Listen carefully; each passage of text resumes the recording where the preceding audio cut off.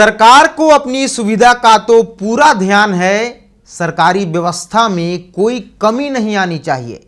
मंत्री और वीआईपी के शानो शौकत में भी कोई कमी नहीं आनी चाहिए। मंत्रियों की गाड़ियों की कीमत बढ़ाई जा रही है, सुविधाएं बढ़ाई जा रही है, सरकारी तंत्र पर खर्च बढ़ रहे हैं। इस पर सरकार के अपने तर्क हो सकते हैं, लेकिन सवाल तब खड़ा हो जाता है जब बात बिहार के गरीब और मध्यम वर्गीय छात्रों की आती है, क्योंकि जिस योजना को कभी बिहार के युवाओं के सपनों का सहारा बताया गया था, आज उसी सपने को कुचलने की कोशिश की जा रही है। अगर उच्च शिक्षा महंगा हो रही है तो छात्रों की आर्थिक मदद कम क्यों किया जा रहा है? नमस्कार, दर्श न्यूज देख रहे हैं आप, मैं आपका आदर्श। 2 अक्टूबर 2016 यह तारीख बिहार के लाखों छात्रों के लिए सिर्फ कैलेंडर की एक तारीख नहीं थी। इसी दिन तत्कालीन मुख्यमंत्री नीतीश कुमार ने 7 निश्चय कार्यक्रम के तहत बिहार स्टूडेंट क्रेडिट कार्ड योजना की शुरुआत की थी। उद्देश्य साफ था, बिहार का कोई छात्र सिर्फ पैसे की कमी के कारण उच्च शिक्षा से वंचित ना रह जाए। 12वीं पास करने के बाद अगर किसी छात्र को college, professional course, engineering, medical, management या दूसरी उच्च शिक्षा के लिए पैसे की जरूरत है तो आर्थिक तंगी उसके रास्ते की दीवार ना बने। योजना के तहत छात्रों को शिक्षा ऋण उपलब्ध कराने की व्यवस्था की गई थी और सबसे महत्वपूर्ण बात, सरकार ने यह संदेश दिया कि गरीब परिवार का बच्चा भी बड़े सपने देख सकता है। उसे पढ़ाई के लिए सिर्फ इसलिए रुकना नहीं पड़ेगा कि उसके परिवार के पास फीस और दूसरे खर्च उठाने के पैसे नहीं है। लेकिन अब इसी योजना की नई व्यवस्था को लेकर राजनीतिक बहस शुरू हो गई है और होनी जरूरी भी है। पहले स्टूडेंट क्रेडिट कार्ड योजना के तहत बिहार राज्य शिक्षा वित्त निगम के माध्यम से 4 लाख रुपए तक की राशि उपलब्ध कराने की व्यवस्था थी। अब सरकार की नई व्यवस्था के मुताबिक 2 लाख रुपए तक का ऋण बिहार राज्य शिक्षा वित्त निगम के माध्यम से उपलब्ध कराया जाएगा और 2 लाख से 4 लाख रुपए की जरूरत होने पर छात्रों को बैंकिंग व्यवस्था और प्रधानमंत्री विद्या लक्ष्मी पोर्टल के माध्यम से शिक्षा ऋण के लिए जाना होगा।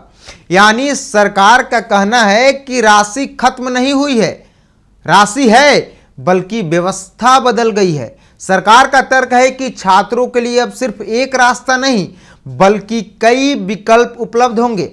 बिहार सरकार के अनुसार प्रधानमंत्री विद्या लक्ष्मी पोर्टल के माध्यम से छात्रों को 10 लाख रुपए तक के शिक्षा ऋण का विकल्प भी मिल सकता है। तो फिर विवाद आखिर है किस बात का?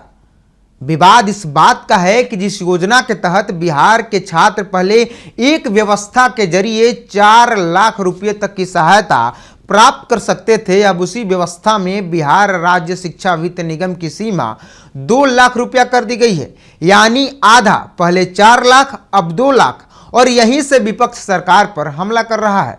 नेता प्रतिपक्ष तेजस्वी यादव ने इस फैसले को लेकर सरकार पर निशाना साधा है। उन्होंने सोशल मीडिया पोस्ट के जरिए बिहार की वित्तीय स्थिति पर सवाल उठाते हुए दावा किया है कि राज्य सरकार पर वित्तीय दबाव है और इसी वजह से छात्रों की योजनाओं पर भी असर पड़ रहा है। तेजस्वी यादव का आरोप है कि सरकारी कर्मचारियों, पेंशन धारकों, सामाजिक सुरक्षा पेंशन, ठेकेदारी के बकाये और विकास कार्यों के लिए पैसों की समस्या के बीच अब छात्रों के स्टूडेंट क्रेडिट कार्ड की राशि भी घटाई जा रही है। यानी सरकार के पास पैसा नहीं है। इसके साथ ही उन्होंने छात्रवृत्ति को लेकर भी सरकार पर सवाल उठाए हैं। यानी विपक्ष इस पूरे बदलाव को लेकर सिर्फ प्रशासनिक बदलाव नहीं बल्कि सरकार की आर्थिक प्राथमिकताओं से जोड़कर देख रहा है। देखिए, सिर्फ आरजेडी और तेजस्वी यादव ही नहीं, जनसुराज के तरफ से भी इस फैसले पर सवाल उठाए गए हैं। जनसुराज नेता कुमार सौरभ ने सरकार के इस बदलाव को छात्रों के हितों के खिलाफ बताया है। उनका तर्क है कि आज के समय में उच्च शिक्षा की फीस के साथ हॉस्टल, किताबें, यात्रा और दूसरा खर्च लगातार बढ़ रहा है। यानी पढ़ाई के साथ साथ और खर्चा भी बढ़ रहा है। ऐसे में अगर 4 लाख रुपए की सीमा भी कई छात्रों के लिए पर्याप्त नहीं थी तो 2 लाख रुपए की सीमा गरीब छात्रों के लिए और बड़ी परेशानी खड़ी कर सकती है। उन्होंने सरकार से पूछा है कि अगर सरकार इस योजना को अगले 5 सालों के लिए आगे बढ़ा रही है, तो फिर छात्रों को मिलने वाली सरकारी वित्तीय सहायता की मौजूदा व्यवस्था में बदलाव क्यों किया जा रहा है? और असली सवाल यही है। सरकार कह रही है कि विकल्प बढ़े हैं, विपक्ष कह रहा है कि छात्रों की परेशानी बढ़ी है। अब सवाल बिहार के छात्र से पूछिए, जिस परिवार की आर्थिक स्थिति इतनी मजबूत नहीं है कि वो अपने बच्चों की उच्च शिक्षा का खर्च उठा सके, जिस छात्र को पढ़ाई के लिए लोन की जरूरत है, उसके लिए सबसे आसान व्यवस्था कौन सी होगी? सोचिए, एक ऐसी व्यवस्था जिसमें उसे सरकारी तंत्र के माध्यम से मदद मिले या फिर अलग अलग बैंकों के चक्कर लगाने पड़े, ऑनलाइन पोर्टल पर आवेदन करना पड़े, बैंकों की पात्रता और दूसरी प्रक्रियाओं से गुजरना पड़े। यही इस पूरे विवाद का सबसे महत्वपूर्ण सवाल है। देखिए, बिहार स्टूडेंट क्रेडिट कार्ड योजना की शुरुआत नीतीश कुमार की सरकार के समय हुई थी। उस वक्त इसे युवाओं को उच्च शिक्षा से जोड़ने वाली बड़ी योजना के तौर पर पेश किया गया था कि ये मध्यम वर्गीय और गरीब बच्चों के लिए काफी फायदेमंद साबित होगी। नीतीश कुमार का राजनीतिक संदेश भी साफ था। बिहार की सबसे बड़ी ताकत उसकी मानव शक्ति है। अगर बिहार के युवा पढ़ेंगे, आगे बढ़ेंगे और रोजगार पाएंगे, तभी बिहार आगे बढ़ेगा। सरकार की ओर से यह भी व्यवस्था की गई थी कि शिक्षा ऋण के मामले में सरकार छात्रों के लिए गारंटर की भूमिका निभाएगी, यानी आर्थिक रूप से कमजोर परिवार के बच्चों को उच्च शिक्षा का रास्ता उपलब्ध कराने की कोशिश की गई थी। अब सरकार बदल गई है। नीतीश कुमार मुख्यमंत्री नहीं है, मुख्यमंत्री की कुर्सी पर सम्राट चौधरी हैं। और इसी बीच योजना की ऋण व्यवस्था में बदलाव हुआ है। इसीलिए राजनीतिक सवाल उठना स्वाभाविक है। यह सवाल उठ रहा है कि नीतीश कुमार के फैसले को सम्राट चौधरी बदल रहे हैं। यह सवाल कागज पर शायद छोटा दिखाई दे, लेकिन एक गरीब परिवार से पूछिए, कॉलेज की फीस, हॉस्टल की फीस, किताब के खर्च, लैपटॉप, यात्रा, दूसरे शैक्षणिक खर्च, इन सबको जोड़ने के बाद कई प्रोफेशनल कोर्स में लाखों रुपए खर्च हो जाते हैं। ऐसे में अगर किसी छात्र को 3 या 4 लाख रुपए की जरूरत है, तो अब उसे अतिरिक्त राशि के लिए दूसरी वित्तीय व्यवस्था में जाना होगा, यानी सरकार के जो झमेल है उसमें घूमना होगा। सरकार कहती है कि बैंक से ऋण मिलेगा, लेकिन छात्र पूछ रहे हैं कि क्या सिर्फ पैसा उपलब्ध कराने की घोषणा काफी है या उस पैसे तक पहुंचना आसान बनाना भी जरूरी है। सरकार की जिम्मेदारी है उसे आसान बनाना, क्योंकि योजना का असली मूल्य सिर्फ उसकी राशि में नहीं होता।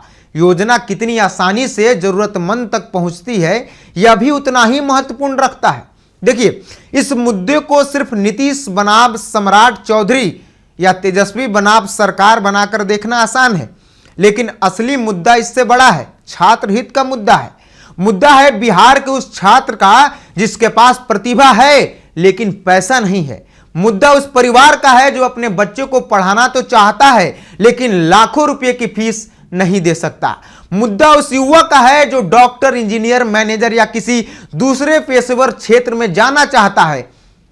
और सबसे बड़ा सवाल है कि क्या बिहार में आर्थिक कमजोरी किसी बच्चे की पढ़ाई रोक देगी?